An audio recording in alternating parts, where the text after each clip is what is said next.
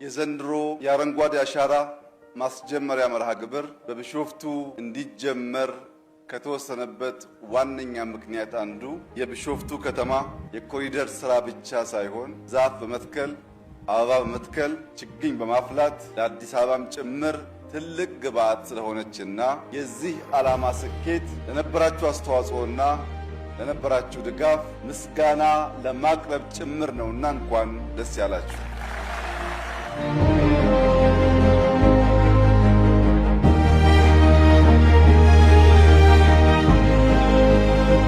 የአረንጓዴ አሻራ መርሃ ግብር በቀጥታ የኢትዮጵያን ሉዓላዊነት ከማረጋገጥ የኢትዮጵያን ብልጽግና ከማረጋገጥ ህልማችን ጋር የሚተሳሰር አንኳር ጉዳይ ነው።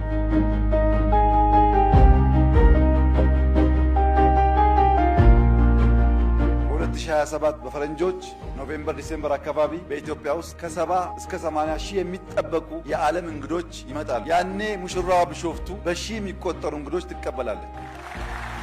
ይህ ስራ ወደ ኢትዮጵያ የመጣበት ዋነኛው ምክንያት ችለን ዓለም ያልቻለውን ሰርተን ስላሳየን ነው። 48 ቢሊዮን በነፃ ህዝብ ተባብሮ የተከለበት አንድም ሀገር ዓለም ላይ የለም።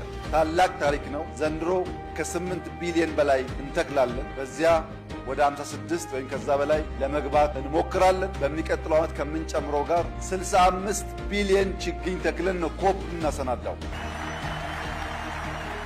ኮፕ ኢትዮጵያ ሲዘጋጅ 65 ቢሊዮን ችግኝ መትከል የቻለች ሀገር የሚልን ዜና ለመላው ዓለም የምናበስርበት ጊዜ ይሆናል።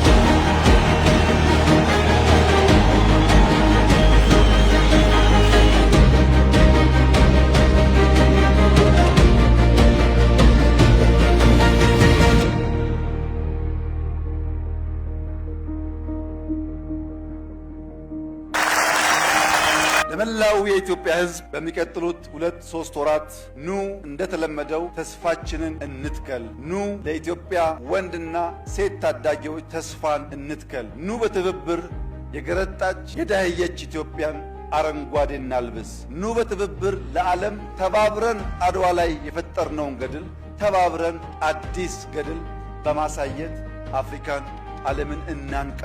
እንተባበር፣ እንችላለን። እንስራ፣ እናሳካለን። ያ ሲሆን ፈጣሪያችንን ያግዘናል። ክላይሜት ቼንጅ በሰሚት አይቀየርም፣ በስብሰባ አይቀየርም።